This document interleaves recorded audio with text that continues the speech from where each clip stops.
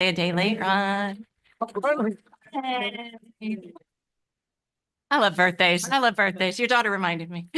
Anyhow. Okay. Well, if you would please lead us in the Pledge of Allegiance. To the flag, United States of United States of America, and to the republic for which it stands, one nation, under God. indivisible, with liberty and justice for all. Thank you. Okay, I'm going to do a quick roll call. I believe we're all going to be here in different places, but obviously Lori Hayes O'Brien, I'm here. Dawn Cantafio. Here. Oh, Dawn doesn't have a voice, so that may be the only time we hear from her tonight. Mike Buswell. Here. Christine Elleris. I'm here. Ron Feligno. Here. Rich Kroll. Here. Kelly Malazzi. Here. Matt Sather. Here. Dean Fabrizio. Here. Dave Gala. Here. Tony Silver. Here. All right, we are all here in one way or another. I'm going to open it up for public comment. If we could try to keep it to 2 to 3 minutes, that'd be really helpful to give everybody an opportunity to speak.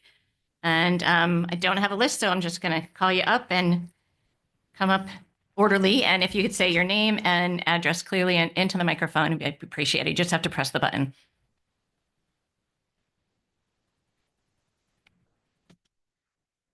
The green light's on. Got it. All right. Good evening. Jerry Gregory, 45 Plymouth Avenue. I would like to reiterate that the original plan, which we sat through on the 7th of this month, of last month, I'm sorry, seemed to represent all of the hard work and effort the committee had spent the better part of a year working on. Doing interviews, asking for present needs, future needs, and building a plan so that Trumbull could have a great senior center moving forward like the rest of our competitive towns, as opposed to the hobble that is over on Priscilla Place. So I think they did a great job in the original presentation of both the size and the facility and the ability to meet the needs of future seniors in this town, which, to my observation, were some of the people on the town council. And I think we forget that this is more than just today's building, it's for the future. And so I'll go to the financing next, which is, it seems like the finance committee did a great job looking at the bond proposal that would be a one-time shot of what seems like a large amount of money, but if you spread that over the whole bond issue, it represents 1.5% going into our tax dollars versus the continued 70% of education budget.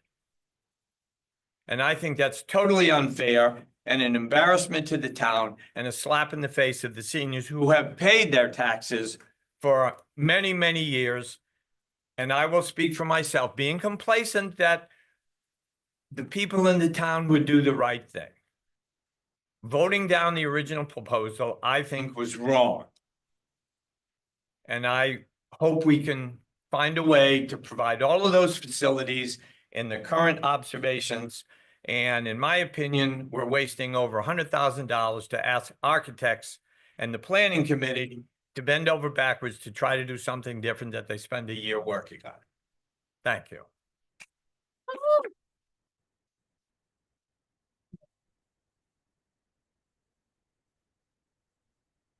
I have handouts for both sides. And some for you. I don't think I have it for everyone. A and B.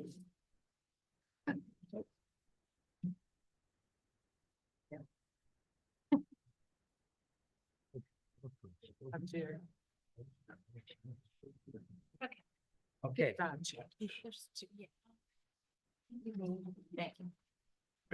Okay. We're here to discuss lowering. Name and Excuse me. name and address, please. That's it. It's Milton Chin, 15 Oxon Hill Road.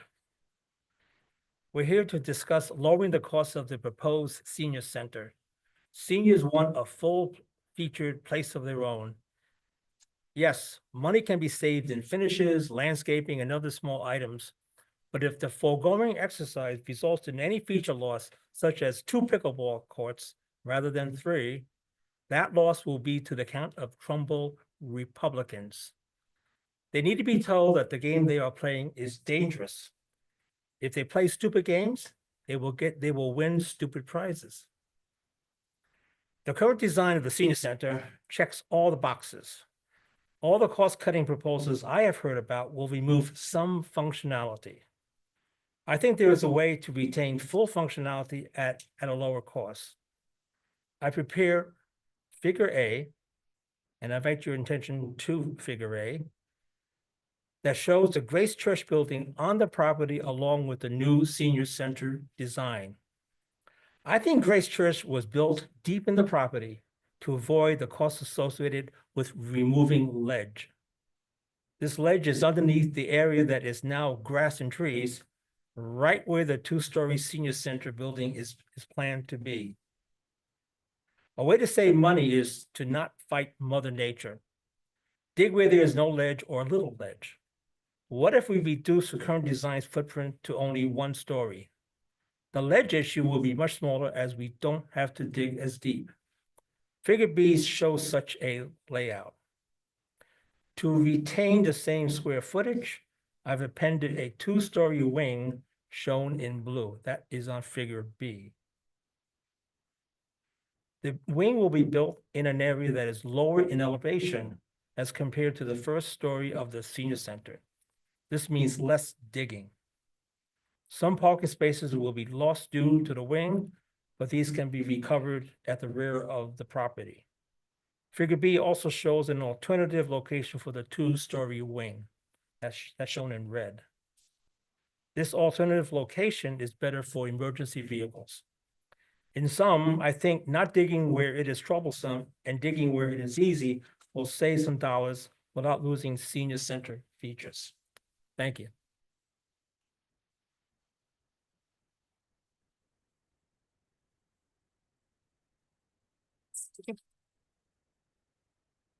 But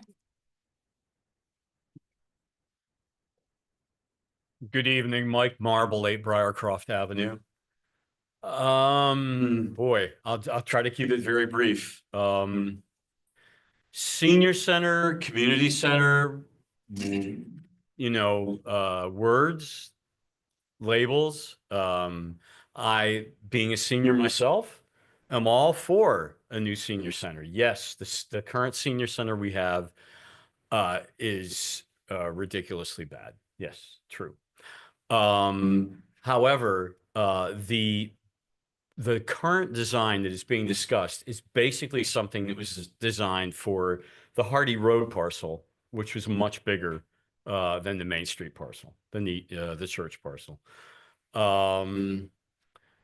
Also, whether we like it or not as seniors, people that are looking to buy property in the town are not seniors generally, but they are younger people with families. And what are they looking for? They're looking for the perceived quality of the educational system. Most of the schools in town were built for me and my cohort, and they are coming to the end of their useful life. We're looking at a very, very large expense very soon in the future. And I think we need to keep that in mind when we're talking about going forward with other large projects. Thank you.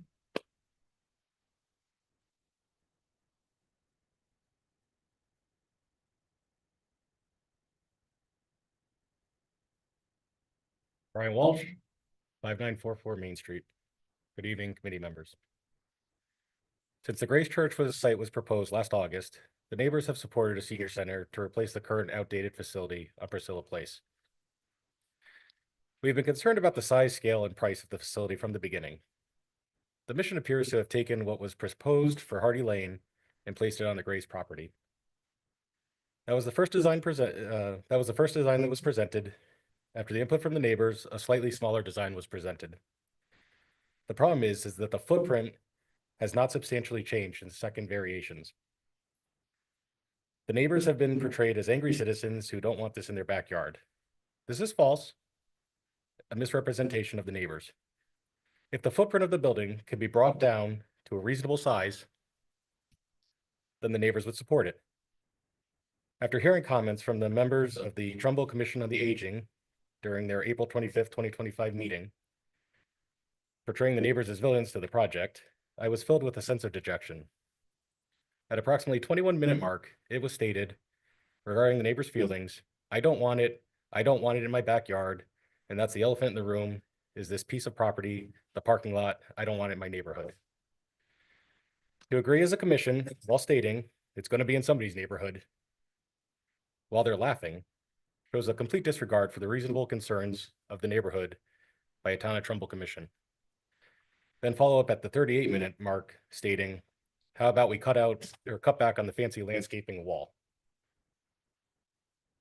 The plans on Hardy Lane place a 33,000 square foot building on 25 acres. The Grace Church site now has a proposed 30,000 square foot building on a 6-acre parcel with only roughly 5 usable acres since due to wetlands. The building to land ratio for Hardy Lane for 25 acres is 3.03%, compared to Grace Church with its 5 usable acres at 13.76%. The building to land ratio between the two projects has increased 354.13%. This is why we say the building is too big for the property. There is a loss of approximately 16 acres of natural buffering. While I understand that the footprint of the current building on the property is roughly the same, the current buildings are unobtrusively incorporated into the landscape. The current designs still leave the new center approximately 20 feet from the neighboring Long Hill Village and the entrance of the driveway 20 feet from the Edgewood neighbors. 20 feet of buffering sounds great in a meeting, but when you're standing in your yard, that is only about from this podium to that podium. I implore the architects to find a way to relieve the property lines.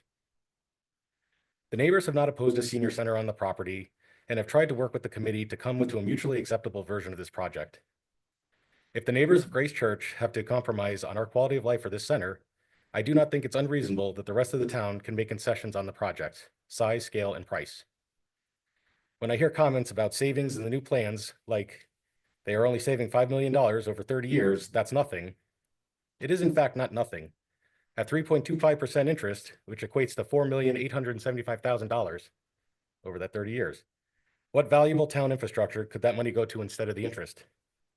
I asked this building committee to work together in a way without anger or frustration with what the town council has tasked you with.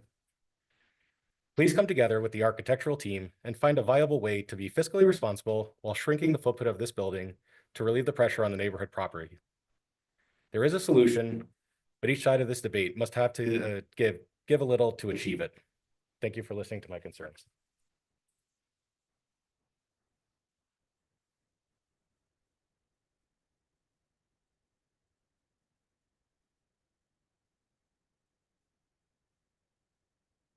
Good evening, committee members. Mark McKeel, 27 Edgewood Avenue. So good evening and thank you for the opportunity to speak tonight. Tonight, I was hoping to hear the results of the April 24th and 25th ore sample testing, which was part of the original architect cost and not a result of the recent town council decision. Specifically, what was found with the bore testing and how that information may affect the projected costs or feasibility of the future land use options of the Grace property. Two of the potential plans, as I understand, are being considered and presented this evening include: one, asphalt paving of the full parking lot, including the overflow parking area. Two, construction of a pre-engineered barn structure. Both of these would require costly stormwater and rainwater mitigation efforts to protect the on-site wetlands, the private homes surrounding the property, and to prevent further erosion of the Paquonic River Valley. I also have a broader concern. Trumbull currently has 1,600 acres of town-owned parks. We rank third in the state for public pickleball courts. InSports rents out 6 more available indoor courts. Meanwhile, the mall campus has vast underused space that could potentially serve the senior and the greater community needs. However, for the third time in 10 years, the committee is shifting to yet another perfect site in a heavily residential neighborhood. This time proposing to demolish and develop on the 144-year-old quiet church property. Don't mean the church is 144 years old. I mean, the property has been church property for 144 years. Initially, literally in the neighbors' backyards, and attempting to shoehorn in a much too large 30,000 square foot municipal building. I urge the town to take a broader view and seriously revisit alternative sites that would better balance all of Trumbull's senior and the greater community needs with limited neighborhood impact. Thank you.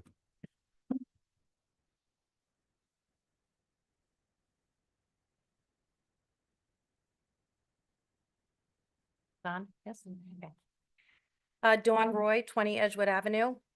I'm in a butter to Grace Church property, the proposed community center and senior center. To this committee, the town, and the seniors speaking out tonight. Our neighborhood is in full support of a reasonably sized senior center with hours that are appropriate and considerate of the close homes and people to the structure. Let me repeat that. We support a reasonable senior center with hours that will not disturb our homes, our lives, our physical and mental health. I do not support a community center of any kind with hours of operation from when the senior center closes and community center activities begin until 9 or 10 at night. I do not support a community center that will be open on weekends, during the day, and at night. This plan will have negative repercussions to our well-being. To say otherwise feels both dismissive and inconsiderate. We have begged and pleaded with all of you to imagine yourselves living in our homes next to a large 30,000 square foot municipal building that never shuts down. No one in their right mind would choose to live in such close proximity to said structure or to something that never shuts down. We have lived at 20 Edgewood for almost 23 years. The neighboring property of Grace Church has almost always been peaceful, quiet, and respectful. Anything beyond the senior center proposal will change all of that. I continue to plead with this committee and the town, do the right thing, not only for the seniors, but for the very people who will be impacted the most. The people who have to live in such close proximity to the structure and all that comes with it. Thank you.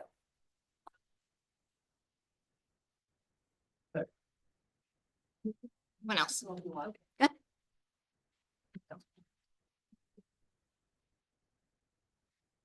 My name's Nate Gross, for Canterbury Lane.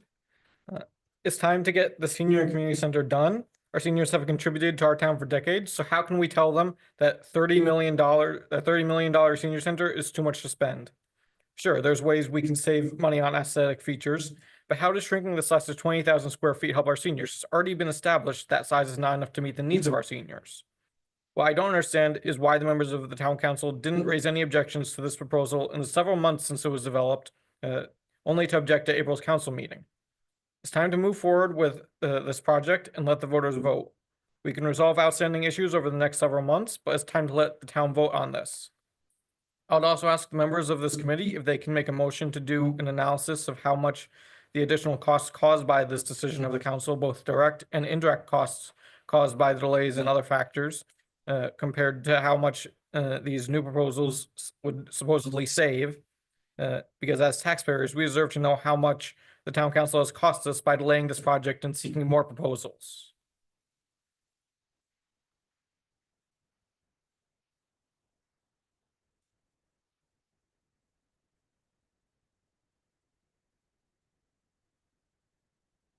Good evening, Marlene Silverstone, Long Hill Village, 3 Cherry Blossom Lane.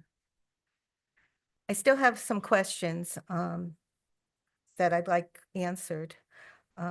Number one, what are the days and hours of operation for the proposed senior/community center? 2, what are the activities, hours, and days of operation for the community center part? This question, again, continues to be the elephant in the room, and it continues to be ignored and not addressed. Is this building going to operate similarly to the library, which has a community room for meetings? Or is it going to operate like the Branford Community House, which was used in the traffic study? A Branford-type community house does not belong on 5958 Main Street site. The Branford Community House houses both the senior and community center with full recreational programs, hours, anywhere between 6:30 a.m. to 9 p.m., Monday through Friday, and on Saturdays, 8 a.m. to 5 p.m. It is situated in a more urban setting and not in the suburban setting that the proposed Trumbull Senior/Community Center is in or wants to be in. It is located on its own lot and abuts 4 streets. The Branford Center also has sidewalks, crosswalks, and one-way streets around it. Meadow Street, which abuts one side, has the commuter rail behind it with commercial storefronts that are more industrial-type businesses. In the back of this community center, the Branford Community Center, there's a public recreational field built in the 1930s. The community center was opened in 1963 and renovated 56 years later to its current size. At the February 2025 Community Facilities Meeting, the committee stated that their responsibility was to recommend a building and not how it operates. The first selectman's response was that it would be her responsibility regarding the building's operation. This is not satisfactory. There needs to be written standards/restrictions. Otherwise, how this building operates is subject to the personal discretion of whoever is in the selectman's office. The last question I'd like addressed is, how do the options being reviewed tonight make the building footprint fit better in this tight site, addressing the need to have robust buffers for the neighbors, at the same time providing driveways for access to and from the site? Thank you.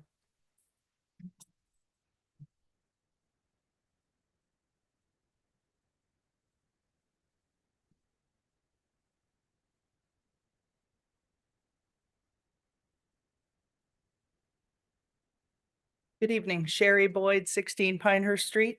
You've probably memorized that by now. The 6 acres at Grace Church is the closest thing to open space that remains on Main Street, except for the one wooded parcel currently for sale just south of 25. If a wildlife study were conducted there, they would see the dozens of birds and mammals who live or visit that property daily.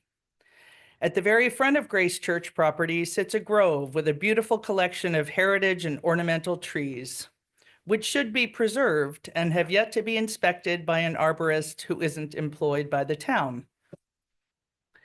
If you haven't yet, I ask you to visit the Grace Church property. Take the time, linger for a few minutes, and imagine it being bulldozed, torn apart, and blasted, like what's happening behind the Eco Complex further north on Main Street. That would be tragic.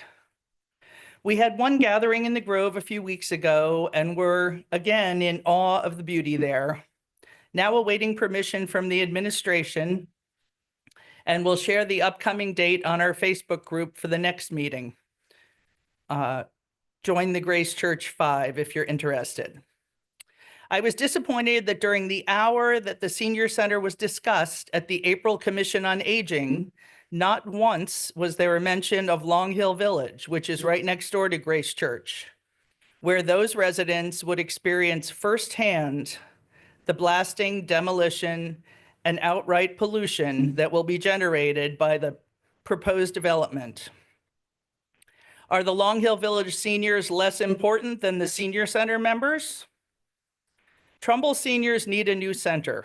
The proposed building is more than the seniors need and violates the promises made to neighbors early in the process. Why wasn't there an architectural do-over when the committee changed their focus from a 25-acre parcel at Hardy Lane to the 6-acre parcel at Grace Church? Why have they continued to try to shoehorn the Hardy Lane building onto the Grace Church land? What we need to bring to referendum is a dedicated senior center with community use, where community use is defined as a few additional meeting rooms. Our group is hopeful that we might see a reasonable redesign tonight that isn't, again, merely a gutted Hardy Lane structure. Taking a building which from the back resembles a Holiday Inn and removing the most important square footage underground is not the way to get this finally approved and built. We have come full circle.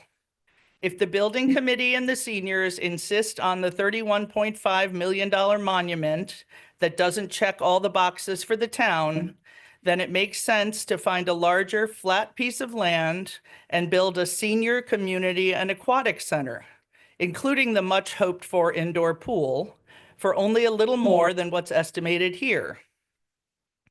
We would take back our senior center, yes, and we ask the town to preserve the historic church, let the preschoolers remain, and create open garden space with a fountain and gazebo or a community garden on this property.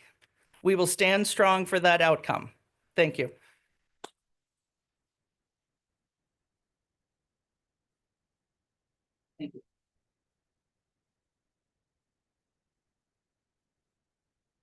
Hi, Elizabeth Wecker, 16 Edgewood Avenue.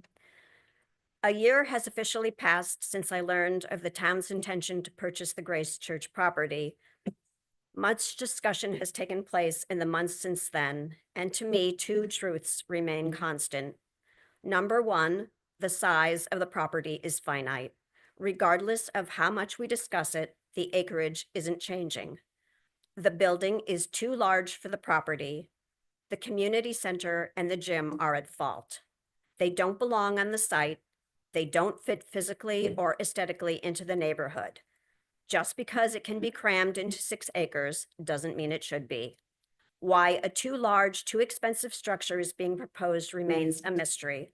Why a community center is now inexorably tied to the senior center and the two seemingly can't be separated is also a mystery. I'm left to wonder what the actual agenda is. It seems obvious it's not providing our seniors with a much-needed new location for their center. If the plan remained senior center only, I believe that we'd be in the building phase instead of where we are today. The second truth is that a much larger project can be explored, one that includes a pool, a senior center, a walking track, and pickleball courts for miles. A true community center, but an appropriate alternate site must then be selected, not a tiny parcel of land in the busy center of town, located in an already established neighborhood.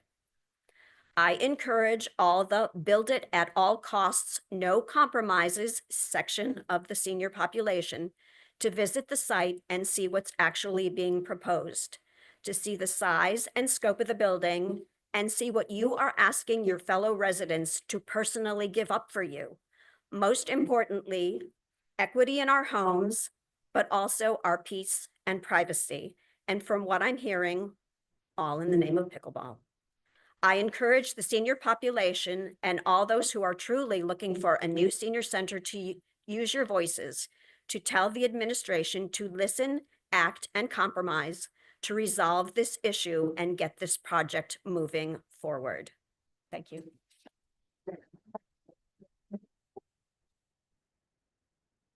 Anyone else? Okay, I'm going to call public comment closed at 7:31. Let's move on with our agenda. Sorry. Move on with our agenda with approval of the April 9th, 2025 meeting minutes. Can I have a motion for that? So moved, Dave Gallo. Dave, and a second? Tony? Any discussion? Nobody caught it? Matt wasn't there. So, Gia, Matt Sather was not in attendance, so he couldn't have spoken on page 9. Or page 8, I'm sorry. Let's see. 1, 2, 3, 4, the 5th paragraph down, that was Dean Fabrizio talking about the reduction in costs. So if we could make that amendment and approve those minutes as amended with those 2 changes. Any motion that? So moved, Christina Laris. Thanks, Christine. And a second? Tony? Ron Foligno, second. Okay, we'll go Ron on that one. Any other discussion? Okay, all in favor? Good. I thought that one was an obvious one, Rich. I'm bummed. I'm bummed you missed it. So the purpose of tonight's meeting, as you can see, a lot of us are on Zoom. 8 of us here. The architects could not be here. We're having a special meeting on Monday night where they will be back to go over the options. As many people know, they quickly sent us 5 options before our last meeting and an additional 2 in the weeks since, that all the committee has had a chance to look at and weigh in on what was their preferred option to look at and potentially make changes to. I want to be clear to people, we are on a timeline. The town council, there's only so much time we can take to come up with these alternate plans and come up with cost estimates, which take a good close to a month to procure just the cost estimates themselves. So we really do need to be making decisions on the changes we want to make to the plan to present to the town council for their July meeting in the next coming weeks. And preferably Monday will be a lot of decisions made to help the architects along. But I thought it was best if we all meet as a committee, talk about some of the changes. I think the best way to start it off, though, is I've asked Michelle, and Ronnie's here as well, to kind of talk to some of the things that we know that are important. I am going to take a minute. I know my facial expressions don't hide my thoughts very well, so I think I should probably address some of the things that were said in public comment. And again, I have sat in your shoes. I appreciate people, speaking what they know to be their truths, but there are there is some information out there that just isn't so. And I think it's important moving forward that we correct that. That doesn't mean all the statement of anything that someone said isn't true, but some of it is. And I just want to be clear about a couple points before we move on. I know there's a lot of conversation about the Hardy Lane size and it being 25 acres. There was never at any time in our discussions that those 25 acres were ever going to be used. I believe we were concentrating on, was it 6 to 7? Somewhere along that. It wasn't totally decided, but there was only so many buildable acres. And originally, this plan in an even bigger iteration was on the Old Churchill Road site on an even smaller acreage. So I think making those comparisons, throwing around 25 acres to 6 is not really a true comparison. So we just wanted to be clear that we never were looking at 25 acres on Hardy Lane, or we're going to be able to access 25 acres on Hardy Lane. I know there's conversations about pickleball courts and that we have a lot of outdoor pickleball courts, and it is pretty astounding to me as someone who doesn't play pickleball, how many outdoor courts we have. But the idea of having one connected to a senior center is paramount in any of our discussions from day one. If you spend any time at the senior center, you will know that is the absolute most popular event, and it's amazing how they do it, where they do it. I'm hearing stories of people falling out of doors and banging into things. And I think, you'll see in some of these iterations that 2 pickleball courts is a reasonable thing to have as a senior center. I know people kind of tongue in cheek call it a pickleball community center. That is not this committee's view of it, nor has it ever been, nor will it be moving forward. So I am going to ask Michelle to kind of speak to that and the needs of the senior center specifically. I know, again, the mall came up. That has been studied and discussed, and for people brighter than us that know about this and decisions made. So that is not something that is at this point going to be considered, and that has been studied thoroughly. The only other thing that I wanted to mention, I know I did not see the Commission on Aging meeting that people were referring to, but I don't think it's always appropriate to come to another committee to discuss another commission's or committee's work. At least I'm not comfortable with that. So I understand your frustration, and you certainly are welcome to that. I would appreciate it that it's not part of this public comments, because it really has nothing, there's no impact on this committee. And so I know the Commission on Aging does good work, and it's hard to hear them being kind of put through the ringer here, but I also understand that people have an opinion about that, but I don't think this is the appropriate place to talk about it. Hours are continually brought up. Mrs. Tesoro has addressed that. This committee was given parameters of what we should be looking at to build. We will not determine the hours. That is not our job. We are certainly keeping in mind what requests are when we're making our decisions, but that will be a decision of the town. And I believe that's been said a number of times. So I know you would like more definitive about that, but that is a town discussion and not something this committee can answer for you. Michelle, do you want to, do you want to come up for a few minutes? I know there was a couple of things that came up that you wanted to discuss, but I think just for the committee in general, when we're moving through the three options that we chose to focus on, I know Michelle has been really, trying to hone in on what her needs, what we've been here about for years now, but if we can kind of encapsulate it as we're having this discussion, I think it'd be helpful. Yep, sure. And thanks, Michelle. Michelle Jacob, Department of Human Services. So I just took a few notes because there's so many things that I hear that I'm always wanting to clarify. And I always assume everyone knows this and has heard it, but the committee members change, our council members change, our supporters change. So I just wanted to kind of go back over and tell you what we are as a senior center. The one thing that has frustrated me most sitting here is hearing other people tell the seniors in this room and all over this community what they need. And what makes them a professional to determine what a senior center should be. We are not just a gym. We're not just a bingo, game hall. We're not just a lunch program. People don't just sit around, and we bring volunteers in to keep them, our seniors happy and socialized. We are an active community. We are based off of research and national models across the country, national organizations that tell us the best way to operate a senior center. Based on our community needs. We're all unique communities. We all have different needs, but all of us in the senior center community work together. We're all involved locally. We're involved nationally. We follow standards, and that's important to us. And I think we want to make it very clear that this just isn't a group of people saying what needs to be done and what we're demanding, but we're following models and research and evidence-based programming. And I think it's important to note that. We are not just a pickleball center. I always call it the pickleball room because for me, it's, if I'm looking at 2 or 3 courts, I can determine what other programs I can have in there based on that size. We're not just looking to do pickleball. If you take this gym, or what are we calling it now, rec space, out of this building, we will lose programming that we currently offer. My understanding is this building was based off of a shared space. So if it's senior and community, that shared space means we use it by day, maybe they use it in the evening or late afternoon, but taking away space will cut our programming. That building was built for us to use the full building all day long. And I want to make that clear. I think a lot of people think that that gym space was built just for community use, and it wasn't. That would be taking away a huge piece of our programming.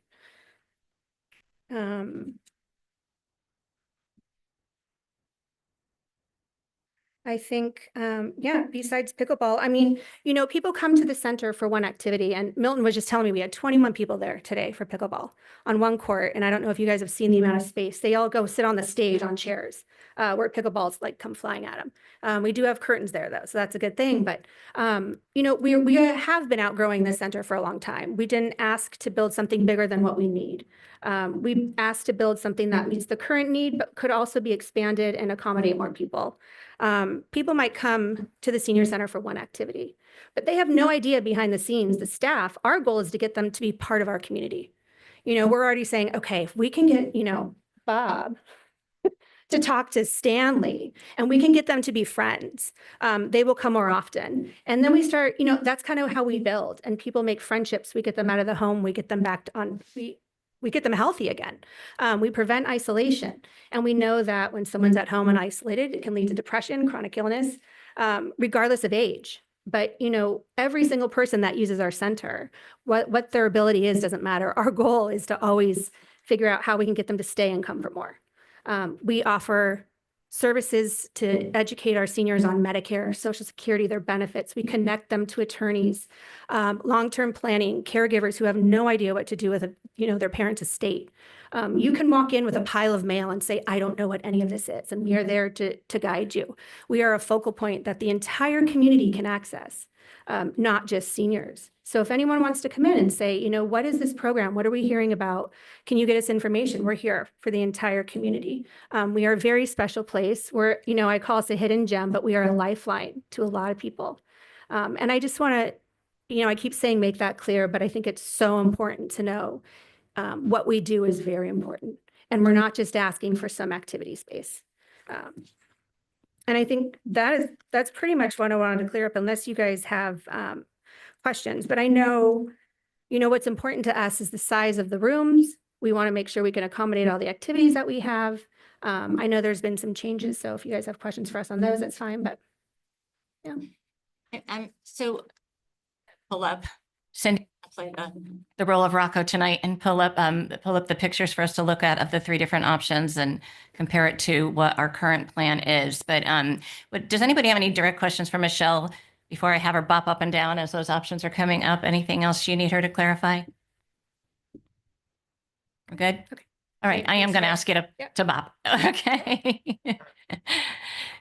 So I think, and Michelle, thank you. I guess I don't know that we've probably said that clear enough that this from day one, at least the day one that I've been here, which is a long time, long before I was chair, the focus was on the senior center's needs, and every iteration of this building since 2015 has been based on what the senior center has said they've needed. What the thought of the community center is, can it be used once those doors are closed and at what time? Now that it's something that can be negotiable, but I'll say again, any component in this building wouldn't change if it was a senior center only.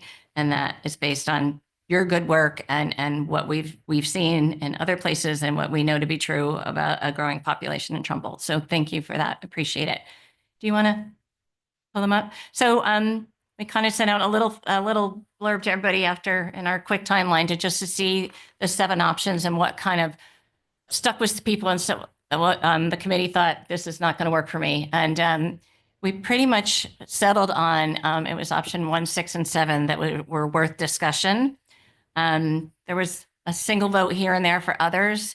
I think people pretty much put out ever having a separate building. I think it was a good thought to think about, but nobody seemed to really lie on that. And I think for senior center purposes, it was really never going to work as a separate building, because that would mean other staff needing to be in a separate place and seniors needing to go outside to use a pickleball court. So those pretty much, I know I'm not even going to remember exactly what those options were, but those kind of cut those out of the list.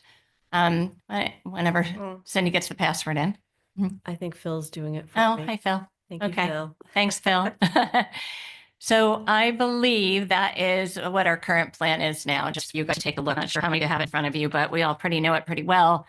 Similar to what we've been working on for a long time, trying to, some things were kind of reduced in an effort to kind of compartmentalize things, but this is the one that was presented to the town council with that cost estimate at 31.7. And why don't we move on to the second, or that again is the upper level that everyone knows about. But just to give you an idea, and then the next one is where it sits on the property. So then we can move on to option 1, which I think a lot of people were drawn to because it was similar to our current one, which I need to say this too before we move on. Overwhelmingly, every committee member in their response to me wanted to have our current plan as an alternate, which actually is kind of an oxymoron, but really thought that the current plan still needed to be looked at, and it would be, it's necessary for me to say how heavily the committee members felt about that, but we do have a task in front of us, and so that's where we'll move forward. So option 1, you guys can tell, it really cut that 3rd pickleball court out. I know that's not ideally what the senior center want, but it seems like something that Michelle felt that they could definitely live with. Other than that, downstairs were not a lot of changes. There was some question about the fitness space, and I know Michelle was going to be working with Rocco and Tom to see if that was the way that's kind of set up was going to be a possibility, that long, narrow road. So when they're here on Monday, we'll get a little more information about that. Anybody have any specifics about the lower level of option 1? I'll have my questions. Rich. Rich Kroll. So on the lower level, one concern is that food pantry. Is that going to be a big enough space for what they need? So I did send some of the questions along to the architects, and let me find the one that kind of answered that. They felt like anything they had, they were, they're kind of approximates. Even as we were moving along, some of these were approximate and they had some wiggle room, but they felt like that was going to be sufficient. Okay. I mean, my feedback on that, as you know, was that fitness space doesn't look very useful. Mhm. So it would be to somehow rejigger those bathrooms and such so that the hallway would either be where that fitness area is, give the pantry more space, Mhm. or move the pantry back. But I think you wanted it to have its own external door, but it just looked a lot more reduced. So Yeah, and, concern was, and is that long. that's the space they need. hmm I did share that with them, and hopefully on Monday we'll have some more feedback on that. Anybody else on the team? I just wanted to add some context to this. I looked at a lot of the numbers. It was pretty well laid out. So for this option, you get a 15% area reduction, and you'd save about 6% in your cost, which for a person that has a $445,000 house, it would save them about $7 in taxes. So that's what we're talking about. Okay, I put these down. No, that's fine. Okay, thanks. So if I could just add, I understand that the lessening of the excavation on this property does save cost, right? And that's really what that possible savings there, I think, is alluding to, is the reduction in the digging. Because as we'll see by the next slide, the upper floor is identical in all of these scenarios, more or less. I'd just like to reiterate, Lori, and I know you did mention this already, that I think that the reduction of this size as originally presented does inherently limit the usage of the senior center for their programmatic needs. And I think that's what we're all here for, is to offer programmatic needs to the seniors as well as to the community. I kind of wish that there weren't pickleball courts outlined on each of these because I think that if we call that flex space or flex recreation, which I believe it would be used for, I think that that would be a little more appropriate. I too, like Rich mentioned, think that that fitness area, which is in the center of this, in that light purple color, kind of looks like a storage closet, looks a little too small. And I'm also concerned that any of the iterations other than what was originally proposed vastly reduces the ability for a heating and warming center that we had talked about previously. Even though it may still be able to be used that way, the loss of square footage for things like showers and additional bathrooms, things of that nature, does cut into it. So before I lose that train of thought, I did ask that of Tom and Rocco, and that they would still find a place for showers. You're right, size-wise, we're going to have less room, but that it would still check off what needs are Megan has said are necessary, but minimally, 100% for sure. And I just read the part that I wanted. So as far as the fitness room in here, I said it was concerning. And the response was either another space gets smaller or that we excavate a bit more to change the size of that fitness room. So that will have to be a discussion if option one is going to be the one presented. So that was the answer to that. I'll throw a little out here that they're going to have to talk about more, but I did ask, basketball was a conversation in making that gym bigger, and it will probably be compromised in most of these options. I believe the way Rocco said it was clear overhead in most option is reduced to 16-foot floor to floor, which would be a 13-foot clear, meaning basketball would be out. Option one has about a 17-foot 6-inch clear and could conceivably be played on a smaller scale. Sorry, Dave. And option 7 could work, but we'd have to change the height and lose that patio. We'll get to that in option 7. And thank you for Yep. clarifying that. Not sorry, Dave. I know. Sorry, Trumbull. Yep. Because this is, the intent right. here was that this would be used for more than just pickleball. That this would be used for multiple facility needs. Mm-hmm. So lowering the height damage is the wrong word. Yeah. It has such an adverse impact on the use of the building that we should really consider this. Yeah, both current and future use. And I agree. I did talk, and I think Michelle and I have talked about this a bit too, is that, you know, they do use that room for a variety of other reasons. The one that I said, I asked them what would be taken out in any of these, and it really was only basketball, but I don't want to say only basketball because we have decided that, you know, seniors play basketball and it would be nice to have that other opportunity. But I just wanted to make that clear before Monday night so everybody is sure about that. I also want to mention, just so you're going to see and hear what they have. We've tried not to call the amphitheater, but every now and then it's called the amphitheater. That will not be in any of the options any longer. That space will either be repurposed or moved depending on the options that we're looking at. So I know some of the drawings still have kind of that curve in there. Look at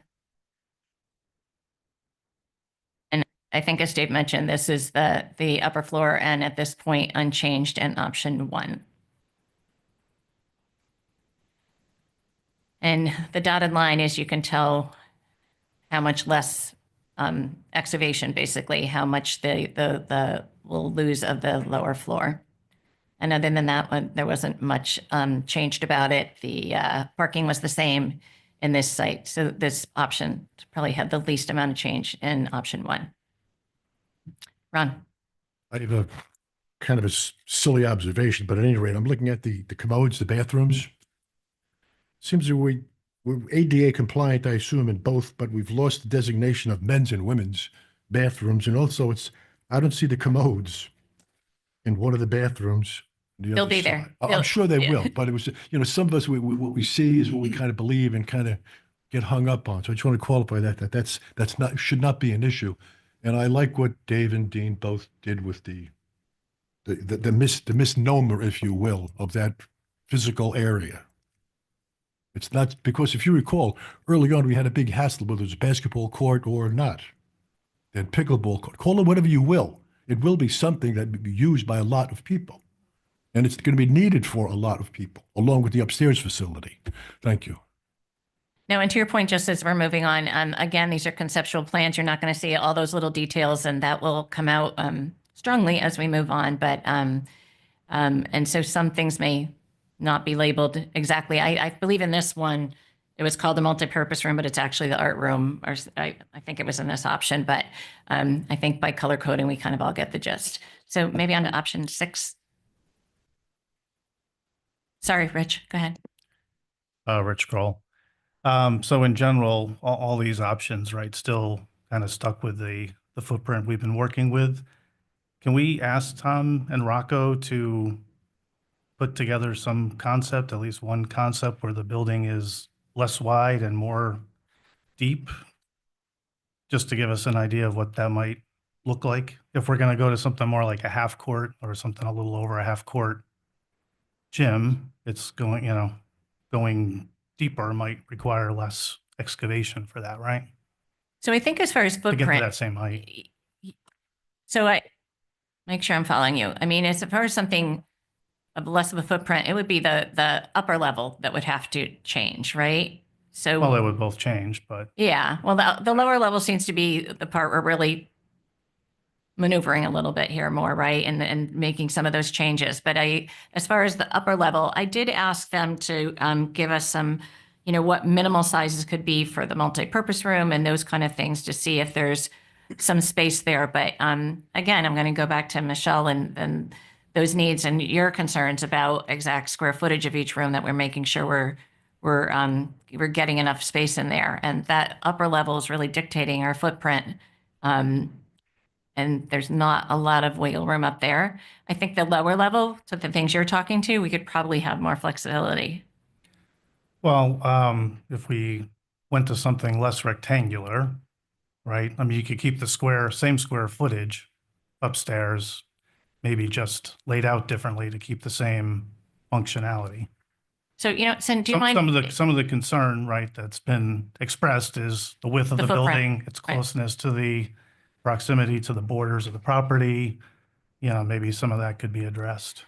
So, you know, what kind of dictates the upper level a lot is that multi-purpose room, right? And where the gym is coming out, we couldn't really turn that multi-purpose room because that. But I mean, we can certainly ask them I mean, he explained the reasons why turning the building entirely 90 Yes. degrees doesn't Oh, work. that was the other thing I was going to talk about. Doesn't Thank you. work. So, and It that doesn't. totally, that makes sense. You can't have parking on angles. Right. But if you were to make it slightly less wide and slightly more deep, So- maybe, oh, we're up. What would we change about the upper level? Like where would you see that happening? Well, if it was less wide then, and you wanted to maintain the same multi-purpose Mm-hmm. space, something like that conference room would have to maybe come off, right? And we would also lose part of those, part of the office space. But if the building gets deeper, those offices, instead of being like kind of rectangular or kind of square right now, Mm-hmm. maybe that could be more, longer and deeper, more rectangular. So potentially, And, maybe the conference room space can, go across from where that is, but where the current seating area is, something like that. There's a creative one, so. I know. And I think, Michelle, and I'm going to keep calling on you. I'm sorry, but I know you said that there were some of those offices that may be able to not have to be connected. So maybe one of the things we can look at asking them for in this upper level is where that patio has been, which is in and out, and some of the options, and maybe moving some spaces out there and taking them kind of off the end. Do you know what I'm saying? Like the blue conference room, if that were to go kind of connected into that purple games room and come out there, we could almost lose that side and then maybe be able to move some of those offices too. Michelle, do you see where I'm talking about? Is that feasible? Yeah, why don't you come up? So the way the offices are. Right. The way the offices are designed now is we have our social services department in there with senior center staff, which is our current staff. It's a deal for us. It's currently back on a regular basis to discuss things that are happening at the center. So ideally for them to be together, that would be wonderful. But social services could go, in another location from the senior center staff. So you could move them. I'm wondering if trying to get some feedback from you guys. If we ask them to take a section of the office suite, I'll call it, either move the conference room and game room down out to where the patio is, and then move those areas there. So that takes off. So if that conference room, the width of that conference room came in towards the hallway, and then some of the office suite came in, we might be able to gain some space there. Is that feasible? Yeah, as long as there's not loss of office space. Right. And that we were able to keep, our departments together. Okay. Yeah. Okay. So I did ask them about sizes and if that patio had other uses, if we could move something out there to take it off the end. So I will reiterate that with them tomorrow. All right. Sorry, Cindy Rocco. 6. Yeah, let's go to 6. 6.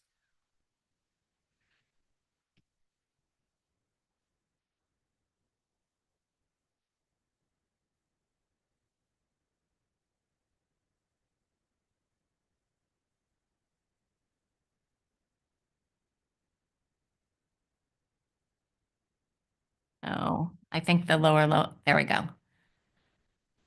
All right. So thoughts on options?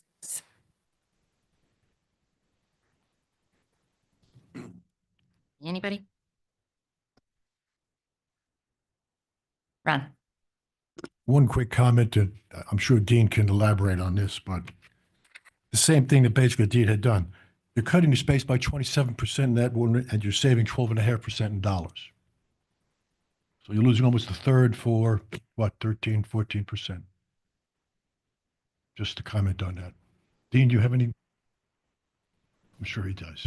Well, yeah, it's going to be, the percentages would be similar to a different option, which equates to about $11 a year for taxpayer.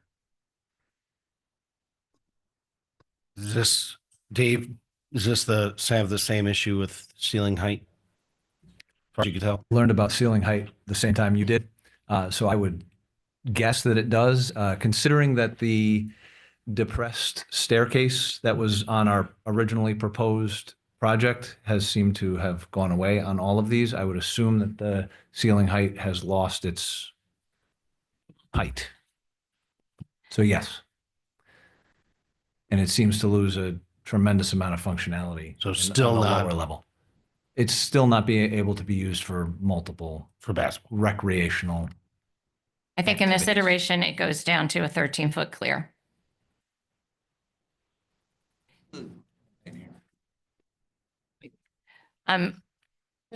What's the ceiling height of the current room? But I know that there's the clearance issue of you have that like those glass light fixtures, right? But like, what's the height from the glass light fixtures down? Like, just curious currently. So, no, Michelle, do you probably don't know that, right? But I will tell you that the 13 feet is fine for pickleball. It's not going to be fine for volleyball or basketball. Was the conversation I recall us having, right? That those were fine for pickleball heights, but not for others. And I did just hear about ceiling height this afternoon too. So I've been waiting to get some of these back, and they'll be able to talk to it more on Monday, as I said. My concern about this is that we did not, a fitness room would have to be added. In discussions with Michelle and her, talking to them, that a separate fitness room with separate flooring has a very different use than the exercise space. So we would, again, have to find a spot for the fitness room and hopefully have it not be long and narrow again. So they are aware of that. So that will change to some extent. We did ask a little bit about, this setup of back-to-back pickleball courts, and, there would be, what kind of divider that would need. So when I asked what the needed fitness room, where could it be added, it would have to probably push human services out more, or we'd have to excavate more behind the exercise area, which would change those savings costs.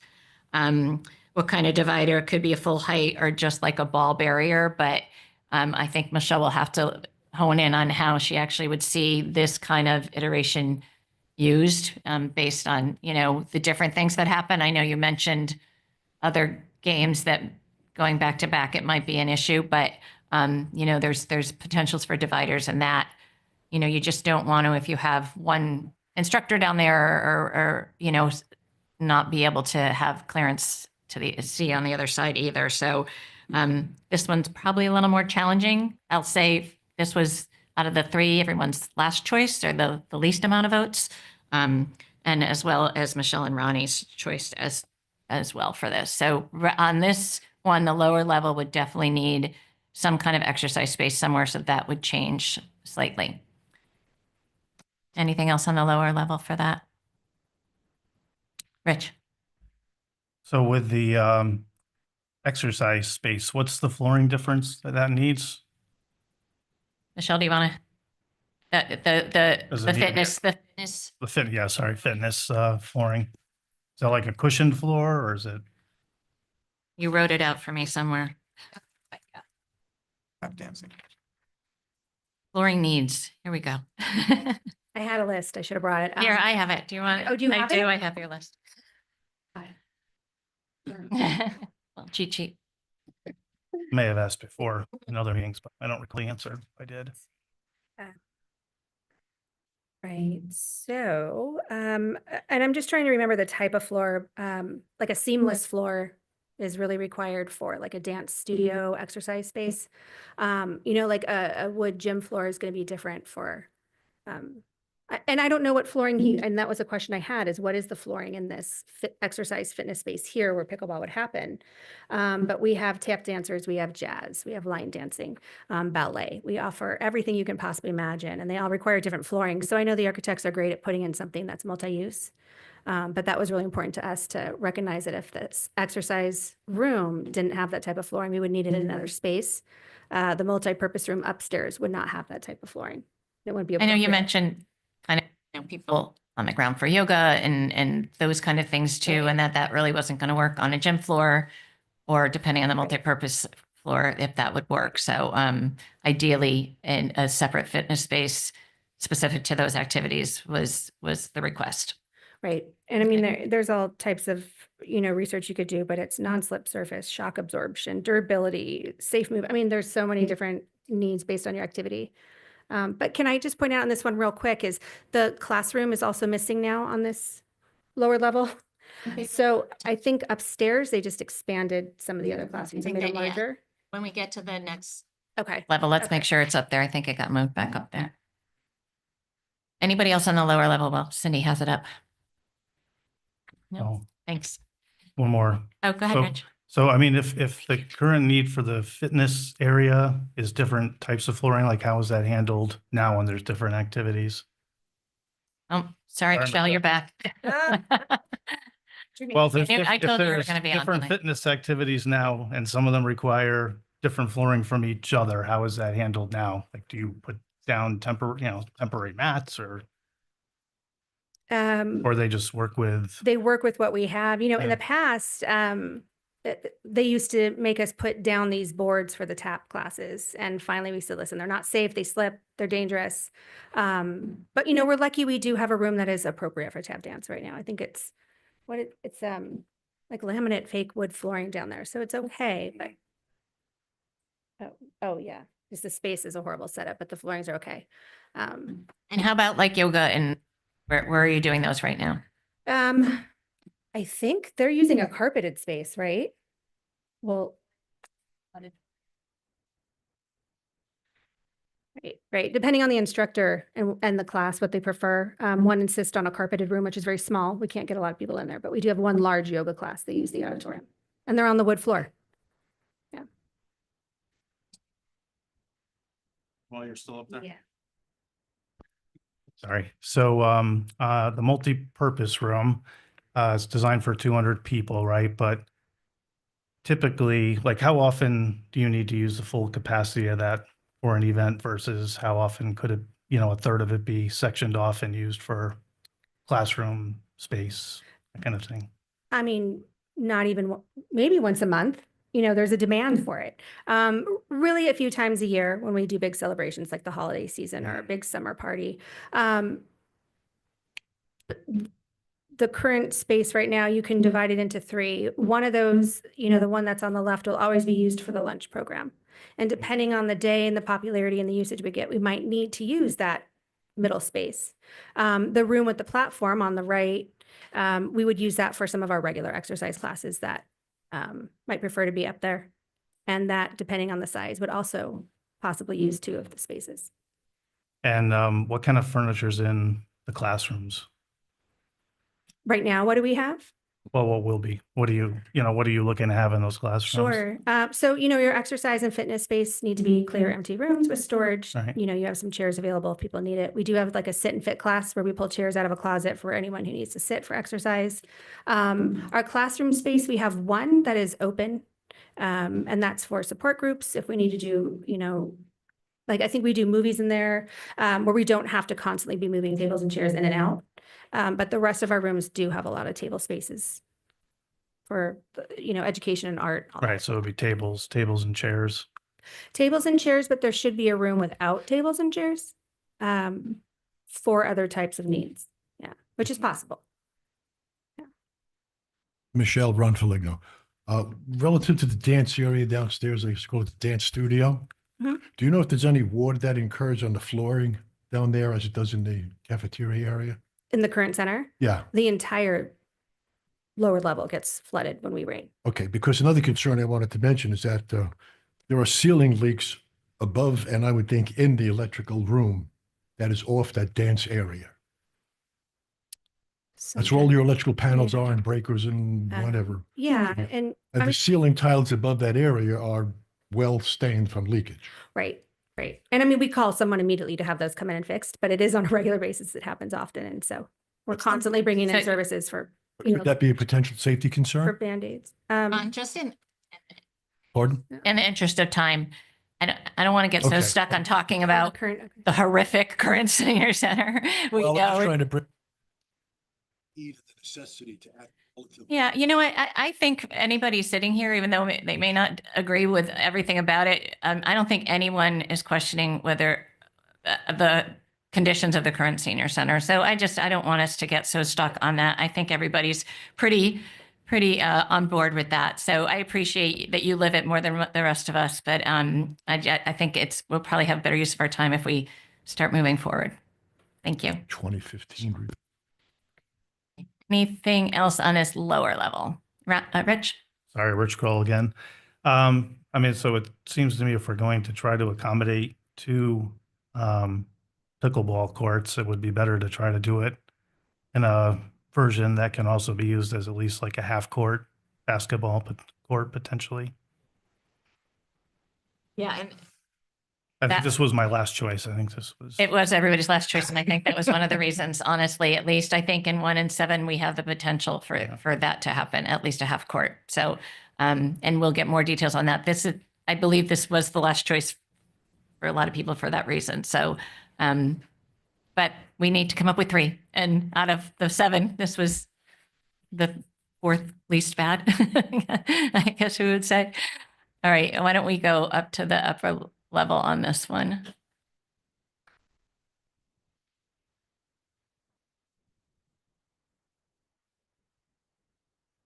So totally wrap my head around the elevator, but I'm confident that they'll relocate it where they need it. I think Michelle, what was your worry about that you thought one of the classrooms in this one? So the classrooms, there's the classroom eliminated downstairs, yeah. But it came up here. It didn't come up here, but what they did was actually, I can't tell in this design, the 2 multi-purpose classrooms up top it's the one classroom that can be divided. I don't know if that one's been extended. And some of the other concepts it has, but the games room and the arts and crafts Are over to the right. on the bottom right, those Yeah. were extended, and I think the patio's gone. Right, so Those that, look a little bigger. So they added a little more classroom space, but they took away an entire space, the largest space. so we had 2 multifunction classrooms and an art room. That's how I look at the 3 classrooms separate than the games room, right? And we've had that all along. So I think they were calling the room downstairs art. When that got taken away, it's now upstairs. What used to be a conference room on the right next to the games room, that was a conference room, and now that's been eliminated and turned into. we're a missing the classroom. conference. Now there's no conference space. There's no community space. Yeah. Right. Right. So it's the conference space that was missing, not so much a classroom.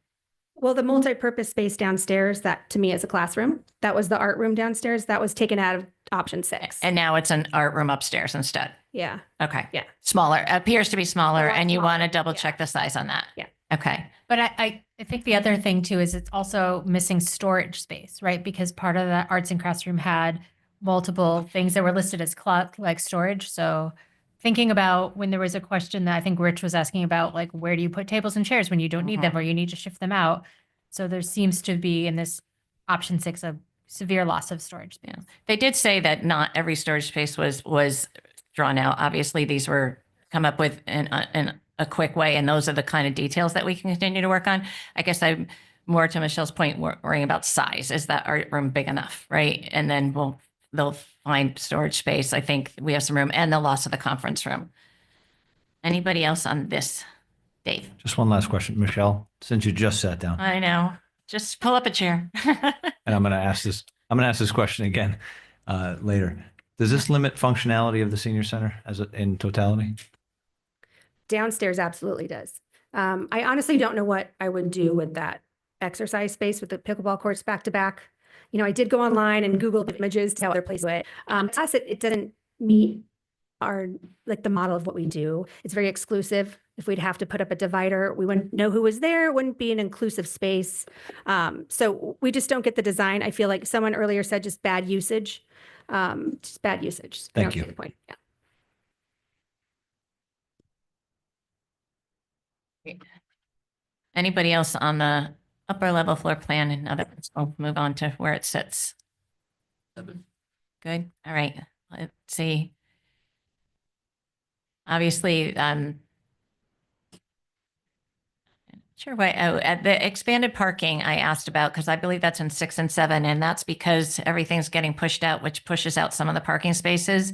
So that that back area that used to be potentially overflow may have to be actual spaces. And he said we kind of find a sweet spot on that when this all kind of settles in, but wanted to make sure people were aware of that. And it just, like with everything else we looked at, this just cuts down on excavation.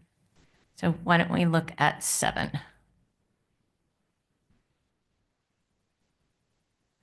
So 7 obviously pushes things really out from underneath the rock, which is, from QANM's perspective, where a lot of the costs were going to be.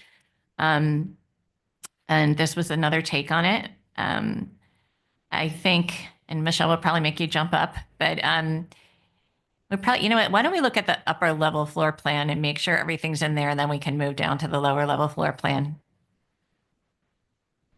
So Michelle, did you have anything particular about this? Again, we're missing a conference room.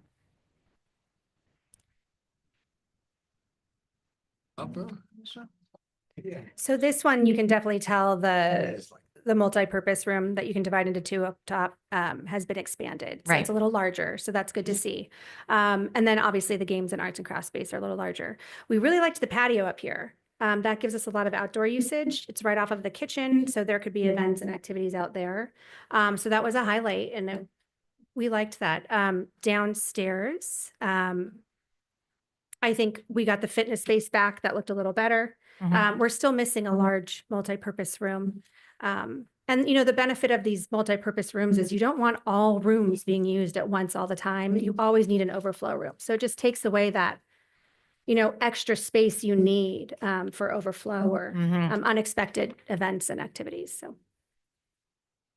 So, I mean, and we'll go back to this in a minute, but I guess when you're talking about that space in our current plan, right? It really was called arts and crafts. So it's just a very large space downstairs, right? Correct. Okay. But you're referring to it as multipurpose. I just wanted to clarify that. Okay. So I did ask about the patio, and, we'd have some discussion about that. Unfortunately, back to if we want basketball, that may have to raise that up a little bit. And then we're kind of into window space out of the 3-part multi-purpose space. So that we're going to have to get a better understanding at. I did ask about this roof area, if a conference room could be put into some of that space to get that necessary conference room back. And then that wouldn't be much different than how it is now.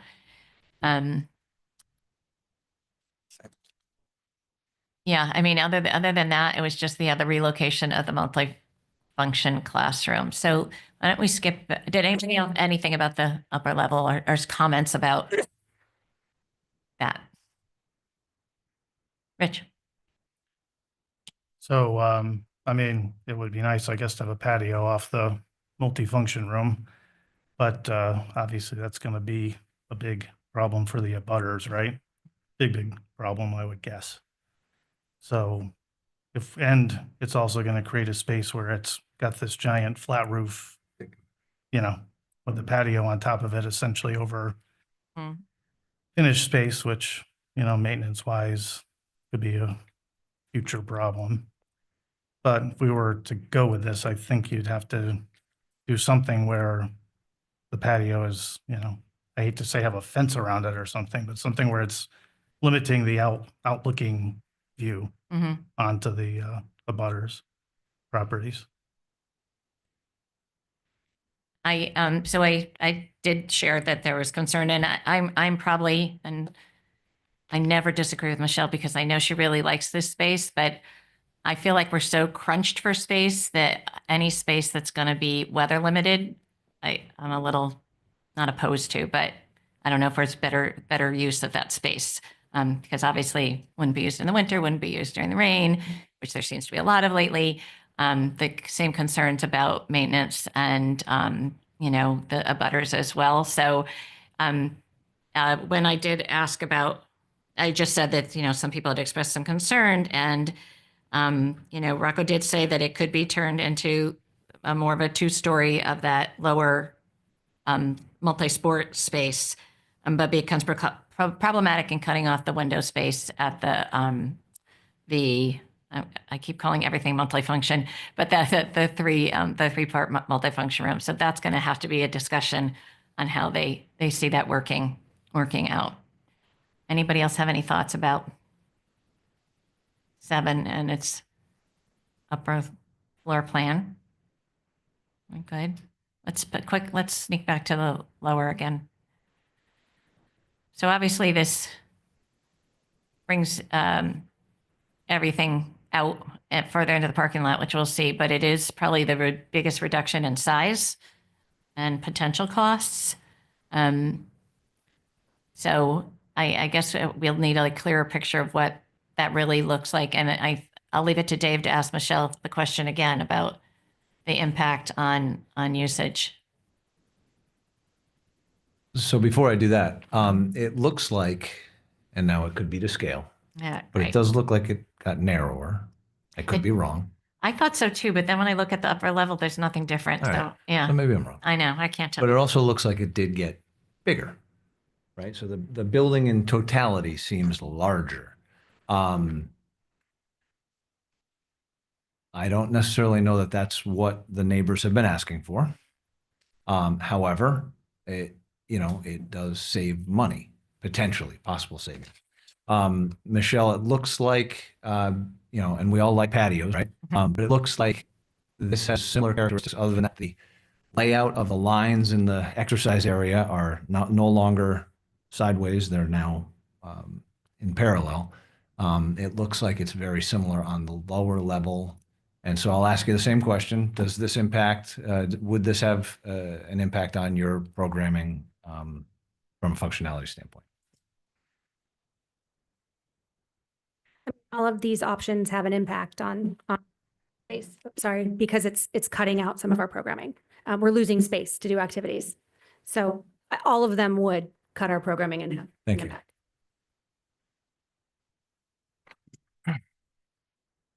Can we ask Cindy to go to the next slide? Because you could sort of look at the difference. There's that white dotted line that shows how much more is, I guess, one more slide after that. Yeah, that one.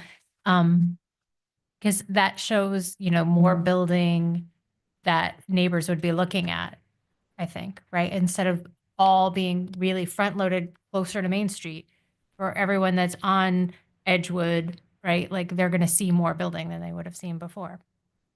So, but it's at a lower level, so maybe they won't because it is a bowl, right? So this level is lower than their properties are, and if we keep all that buffering, they might not see it as much.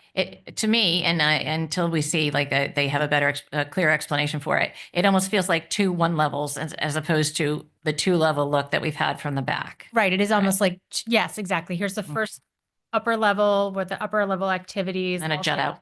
And then this other thing, and then that's where the property's sloping down. So to that end, right, with the notion of a patio, like even though they'll be up a little higher, maybe it isn't as intrusive. I don't know. I feel like sometimes folks there was a photo of a rendering that was from our previous meetings that was sort of like almost an aerial view. And I think that aerial view gave an impression to the general public of people looking at it of a scale that's really bigger than it truly is. It was kind of a bit of an optical illusion, I guess, for lack of a better word. That's something that I think to think about, right? Because when I'm sitting in my backyard, if I'm on Edgewood and I have a patio and I'm looking out and there's buffering and trees, but the actual property here, that lighter gray is actually lower. So it's not going to be as much of a visual impairment.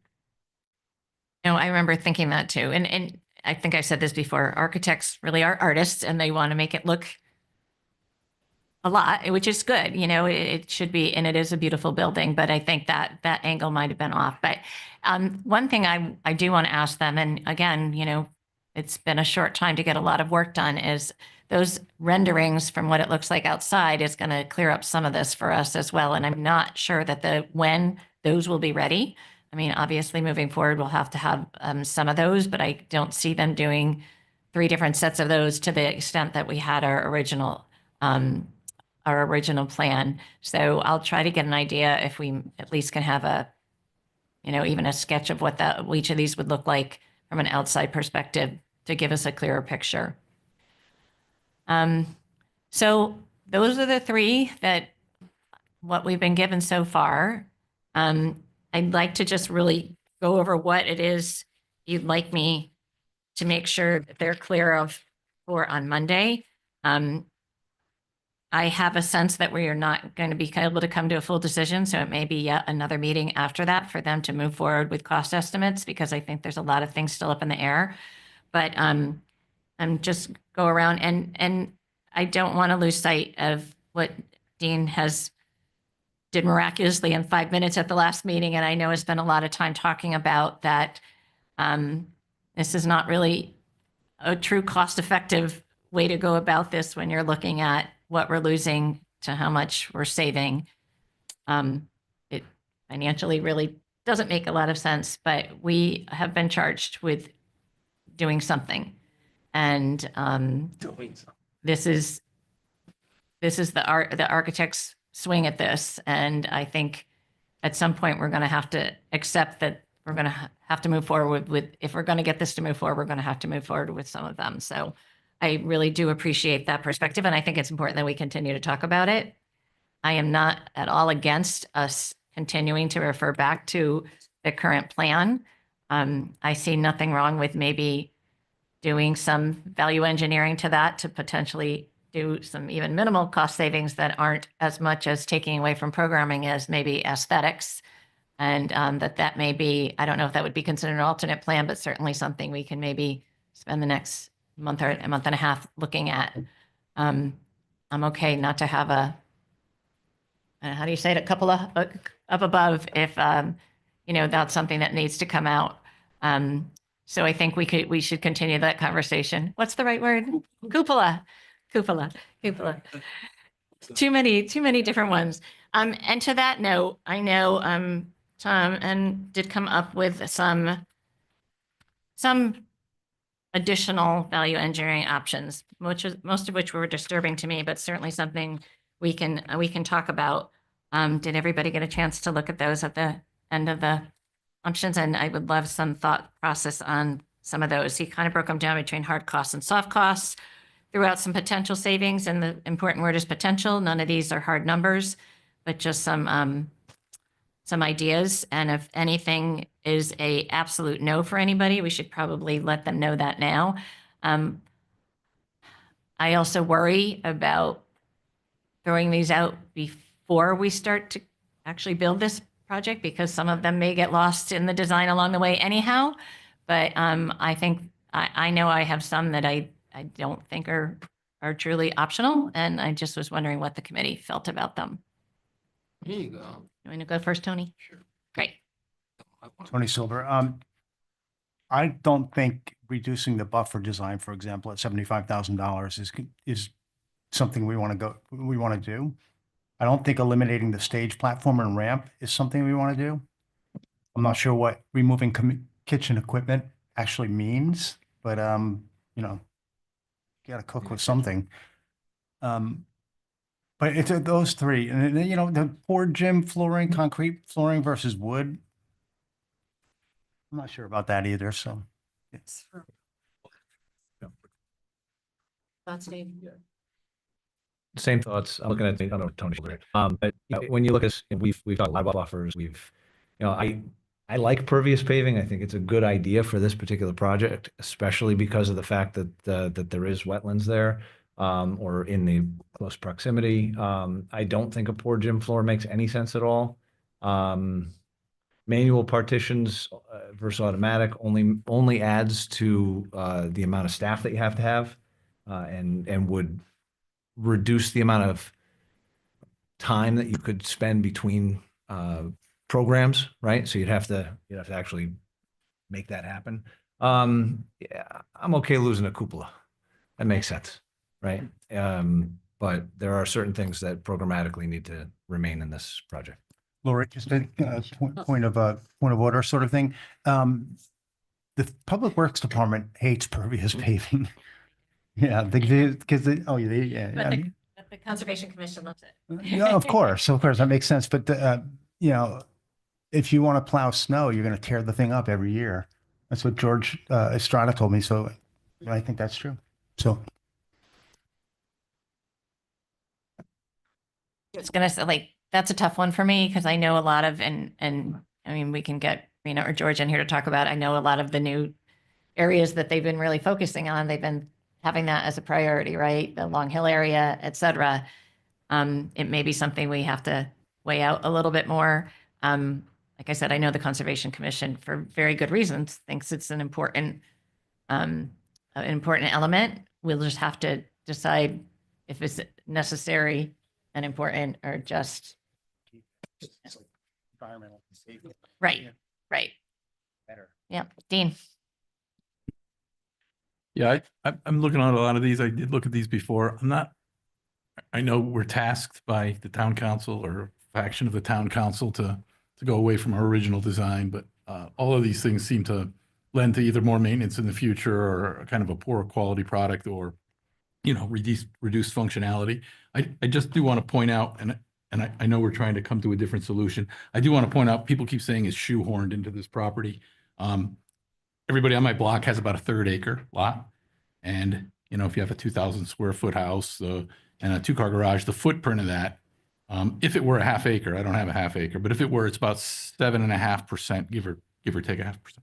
So if you take the property area of this property and the footprint of the current design that we have, it's 7.5%. It's exactly the same ratio as a person's house on their yard. So it's not really shoehorned. I think that's a little bit overestimated. So some of the zeal that I have for shrinking this is further buttressed by I don't think it's an eyesore.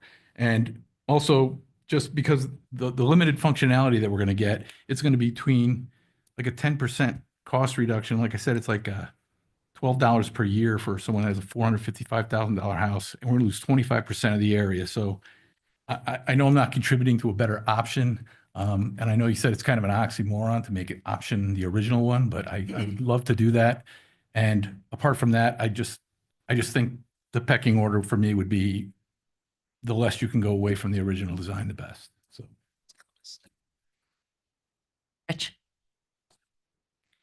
Rich Kroll. So, I mean, the thing I would want to emphasize is we don't want to do anything that's going to minimize the structural integrity of the building, right? We want to make sure that they still build, you know, don't cut corners on the structure of the building or on getting or eliminating low maintenance materials to be, you know, short-sighted on the building. So when I look at this list, I mean, you know, things like the cupola that are decorative, fine, but things like the port, is that kosher? Sure, how you say it, but that's something you kind of need, right? That's that's the entrance overhang. You're gonna have people getting out of cars and need, you know, protection from the weather.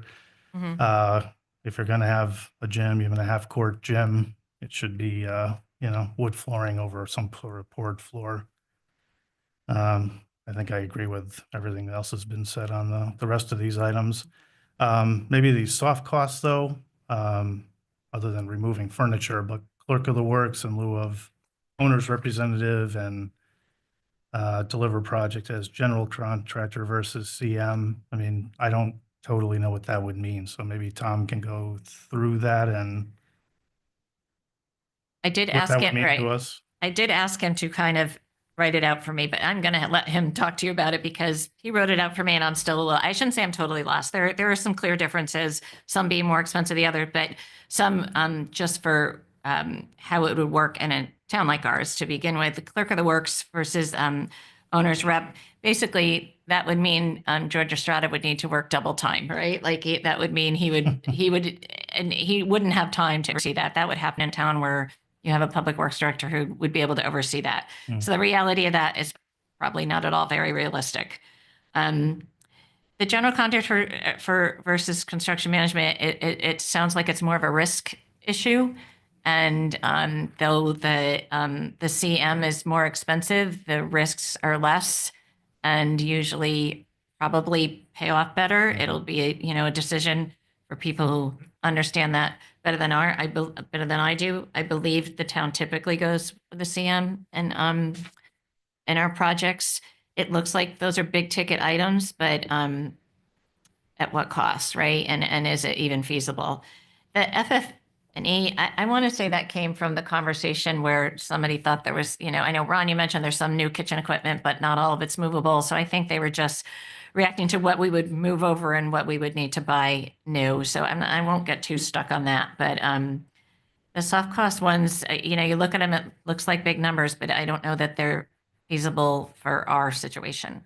So we'll have them talk to that a little bit more on Monday. Rich, All right. the way that I understand these, other than the FF&E and the soft cost portion, all of that is just risk mitigation. Yeah. So you're saving money, but at what cost?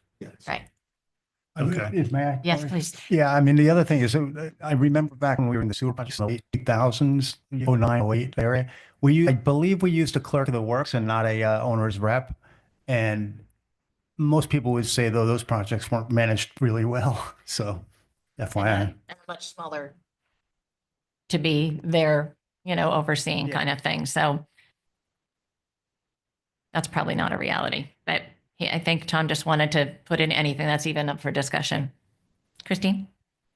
Were you done? Sorry. Honestly, I don't have anything more to add to the discussion other than to echo what everyone else has said. Certainly, getting rid of the cupola is no big deal, but I don't think you can get rid of the overhang that it's protecting people from the weather as they're exiting, a van or getting dropped off. The thing about the partitions, it's more work for someone, right? And that's a difficult thing to be asking this particular user group to be working on. So, and yeah, the paving thing, right? Like some of these they're good ideas to throw out there, and maybe 2 to 3 of them might be feasible for us to come to a consensus on, but the vast majority of them, I think we're going to realize that those are needs, and it would be great if we could save this kind of money, but it's just not. At what cost what are we losing while, nickel and diming it from that perspective? Okay, I've got not quite a few things, but at any rate, for the sake of argument, the average loss of square foot is 7,242 square feet we're losing per building. The average loss is about 22.6% of the building at about a 9.7% savings on average of all the options. All right, that being said, the hard cost, the cupola could go as a savings. The porte cochere possibly could go, but I don't agree with that because I consider that might be a safety issue perhaps. The manual partitions, again, it might come down to timing and whatnot. I can go either way with that. The poured gym and the wood variety, is that a safety issue? I'm not really sure. If you bang your head on wood, you bang your head on poured concrete or whatever, is there different damage? The reduced stone front and curtain wall, what that amounts to is the more glass in the building is the curtain wall. So we can have less glass and more building. That might be what they're referring to for that 125,000. The stone fence in the rear facade and use siding, I don't have an issue with that. That could go away. The kitchen, I'd bypass. That would eliminate the stage and platform. That has to stay. Wood slat and acoustic ceilings versus the static tile. I'm not sure if that means insulated ceilings or whatnot, but I think that could possibly be addressed. Asphalt paving versus pervious paving. Would that prevent any environmental issues? Tony, I might defer to you for that. Since it's not going to be, would we have to implement any kind of flood control in that area since it's going to be grassy? Or whatever? I'm sorry, Ron, what's your question? Use the asphalt paving versus pervious paving. Yeah, I mean, asphalt is obviously longer lasting, but pervious is better for the environment and it's better for flood control. I had a question that possibly could go. Reduce the buffer design. I think that's an abutter's concern. That should definitely stay. The soft cost, I wasn't too sure about the other things, if it could be done in-house or not. I think it was addressed that it couldn't be really, or perhaps not. But at any rate, the only thing I thought that might come to play to a realistic reduction in that is reducing the contingencies that are built into the hard costs. I'm done. Thank you. Contingencies in the current cost estimate, you mean? Yeah, so Tom will talk to those a little bit. I mean, some of those are based on how we do this, and some of those are based on unknown times right now. So I don't know if we're gonna have a lot of control over that. I think he was being very conservative with those. They look like big numbers, but they might just be also realistic numbers, so. An area to consider. I think it's important in looking at this that we don't make assumptions that we're not sure about. So for example, the manual partitions versus automatic partitions, we don't know what that means. Let's find out. Maybe it's not that big a hassle. If it's not, we should consider it. And I think that's true in a lot of these things. I wouldn't take one dime of savings off the table until we know what they actually mean. Right. Just a couple of points from earlier, to correct the record a little bit, Lori. I did vote for number 4.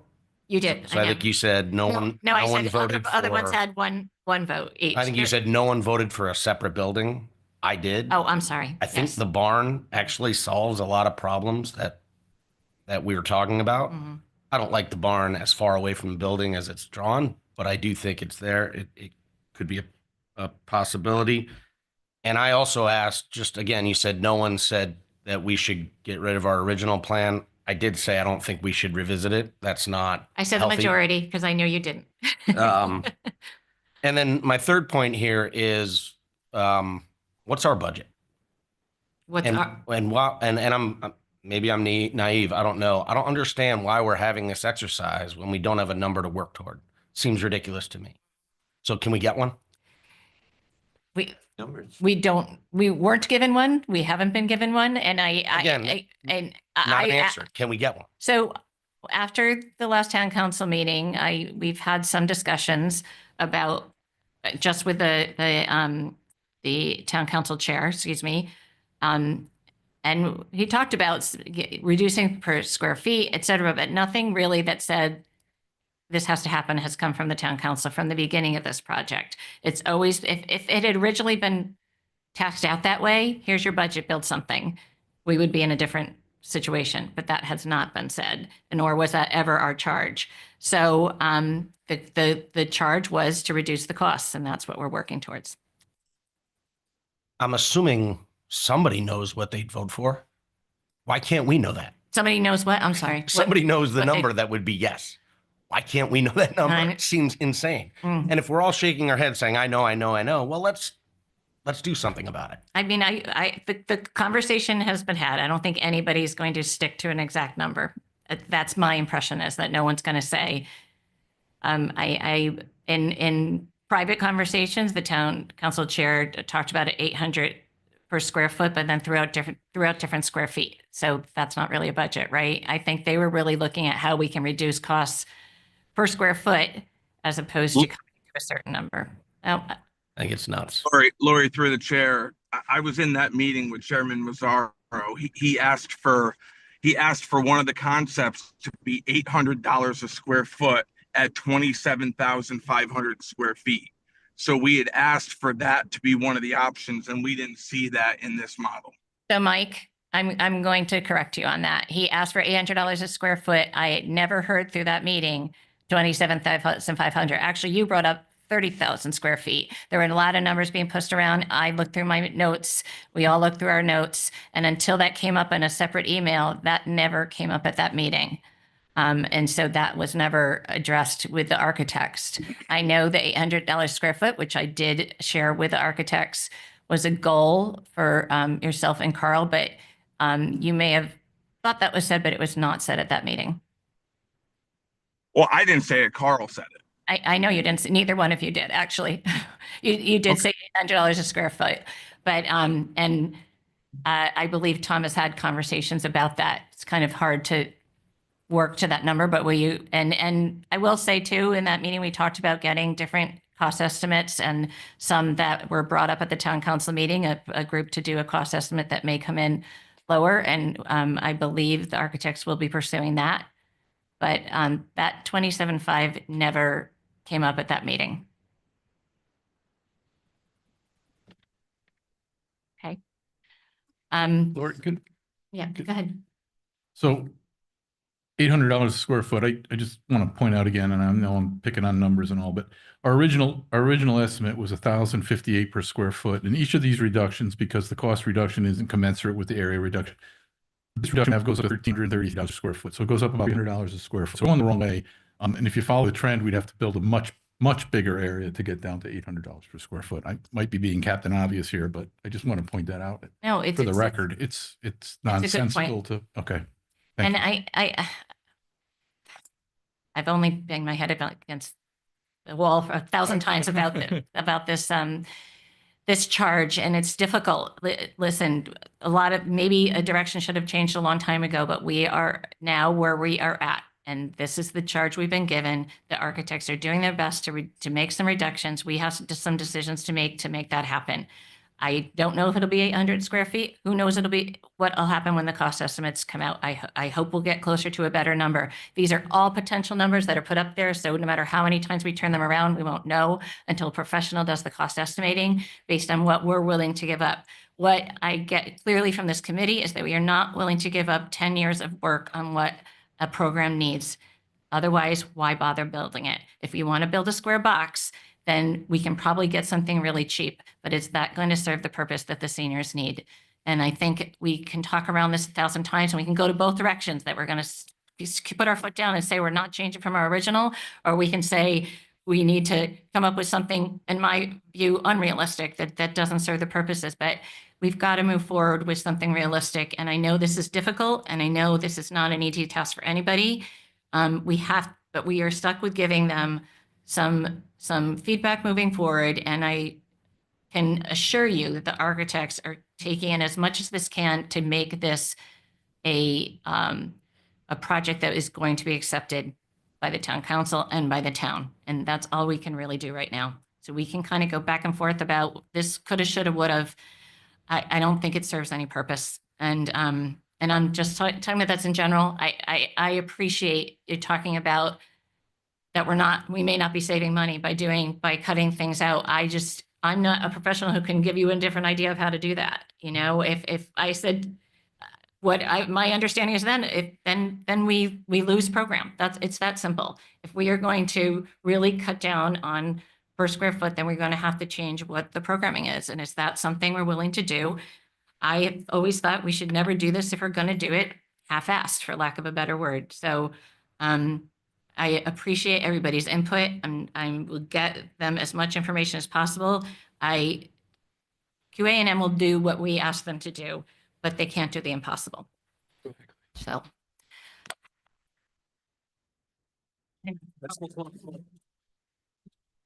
best way to move on.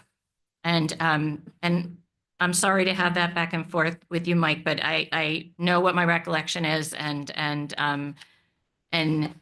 there has been no real clear perspective from the town council as whole, other than the motion that we have in front of us. And that's where we're going to go from. Can we ask for one? I did. Can we ask again? Sure. What would you actually like me to ask them? What's the budget? Okay. And not per square foot. No. 'Cause that gets fuzzy math. What are you going to say yes to What is number what you're works? asking. And then we'll build the best damn building we can build for that number. So what we need to remember with that is what I was trying to say, is that may be impossible based on what this program needs, and but we can ask it. That is a much different conversation. I'll be Right. glad to, I'll be sending that first thing in the morning. Wouldn't that be totally random? I mean, I can't see how you figure that out. That's the problem with it, So- right? That's So the one thing, just because we're talking about price per square foot. So the one thing that I can say out of this, and I applaud QA&M for putting all of this together, because this was thrown as quickly as possible to give us as many options as we could possibly come up to, even though we don't have a budget. But when you talk about price per square foot, at the now $125,000 of extra money that we were required to use to make all of this happen, we just added $4.17 per square foot to this project. Just by going through this, just by going through agreed. this. Agreed. Again, The and then- water under the bridge. And so we choose one of these options. It's 28 million and they come back and say, nope. So now we're gonna have to do it again. Let's just find out what's gonna work, make it work. And if it doesn't work, we can go back and say, sorry, we can't do our build it job up. at that price. I'm fine with that if we agree to that. But let's do this in the right order. No, I agree. And I will tell you that, and I think, I believe I mentioned this last time, that I asked for input from the town council on where they might see reductions. And I was told that that wasn't their job. Yeah, just if I could add the 125,000, just because I've been thinking about this for about a month now. We're talking about teacher salaries, highway department purchases. We're talking about police cruisers and safety equipment, things like that could be purchased for the town that we are now spending on architects. But we could also make that argument on the 32 million, right? Sure. So Let's just put it on the table. I don't understand why we can't put it on the table. I feel like I've tried, but I will try again. Okay, and I'm just trying to move forward with what we have, and I will certainly again attempt that conversation. And I do believe the architects have had that conversation to some extent, and what is reasonable given what the programmatic needs are again. Anything else that you would like me to share with Tom and Rocco? And I had planned anyhow in the morning to, or tonight, to just update the town council on these three options in case any of them haven't seen them yet, and that we'll be just discussing them further and open to any other input. What I can tell you is that with our charge being potentially to have something done by July, a whole new building is not going to be able to be done by that. So that's something that we'll have to accept if that's the case. I mean, I think that was part of the thing of kind of nipping away at the current one was the time that we have as part of this motion in front of us as well. Anything else? Oh, Kelly, she's probably, oh no, she's in California. It's earlier. She's still there. I know. I think she's gone. See her. And I know Dawn has no voice, and Vicky may not as well, but did anybody in TV land there have any input or any last words you'd like to share with us? Going with a no. I know Dawn can't speak. Okay, I should have grabbed Kelly before she came. Mike, do you have anything else to add? Yeah, I mean, option 6 and 7, I initially liked the fact that I saw a cost savings there, but then I saw a reduction of 8,000 square feet, and we're only saving 4 to 5 million. I thought we were going to be saving, a couple million, 3 to 4, and maybe site work and excavation, maybe even half that. But I thought that the reduction of 8,000 square feet would bring in a heck of a lot more of a cost savings. And I guess my biggest question to Tom is, we were scratching our heads about the $1,000 a square foot, and we're hoping that he would come back a little, a little more aggressive, right? I think that was one of the things I was looking for, and it actually increased $300 a square foot. So I guess the question would be, if I don't want to say making the job easier, but if we're helping reduce the size, we're eliminating the excavation cost that we already have a line item for. What is making the cost per square foot go up $300, close to $300 a square foot? Even if we reduced it $100 a square foot to $900, I think you'd see a huge difference there. So, that would be my biggest question. I think a lot of people agree with, especially 7, which I think a lot of people like some of the concepts of that, but with such a reduction in size, we're hoping to see bigger savings. And I'm going to reiterate again that those were their own, potential savings from their perspective. There may be more wiggle room in there more savings in there than is obvious. I think Mondays will be a more workshop of a meeting to kind of go through some of that. So Lori, the other thing with the question is, when I asked about the $800 a square foot, 27.5 thousand square feet, that would be 22 million, right? Even if it wasn't at $800 a square foot, let's say it was at 900 or 950, we're still in that 24-25 million range. Right. And that's not counting any of this value engineering money, which is a separate, cost on the side. And if we included that as an ad alternate, that's $2.3 million worth of ad alternates. And to everyone's point, I'm not saying eliminate them all, eliminate none, but if we could get into a 27,000 square foot range at $900 a square foot, you're in a $24-25 million range. And now we can really look at that value engineering. I think we'd be in a much more aggressive price range. I guess that's where that was what I was hoping to see with one of the options. Yeah. And like I said, I think those potential savings were, I think I shared with you guys that Tom was away for a good portion of this. So I think those were kind of just a throw at them. I think maybe they'll have a little more detail with that. And obviously we'll have more detail once the cost estimate comes in. But I've got to imagine that I think we're going to get closer to those numbers with losing potentially that much space. If excavation is really the cost savings, and we're looking at least with 7, a significant savings in excavation, I'm hoping that number is going to change a little bit. So I don't want to get so stuck on the numbers they've given so far, but you know, I think we're still trying to whittle away at stuff. And I think the purpose of tonight is to really see, particularly from the senior center's perspective, what we can't or shouldn't give up. I'll never say can't, but And I think that's to end my point about, you know, maybe to some of the public comment, you know, I'm not looking to shrink the building by 1/3 or 25%. I was hoping for a little bit more bang for our buck, being able to, you know, negotiate a little bit to something that we all felt comfortable that we could push to November, you know, and I feel like we're getting closer to that. And I thought it was positive. okay, great. All right, anybody else?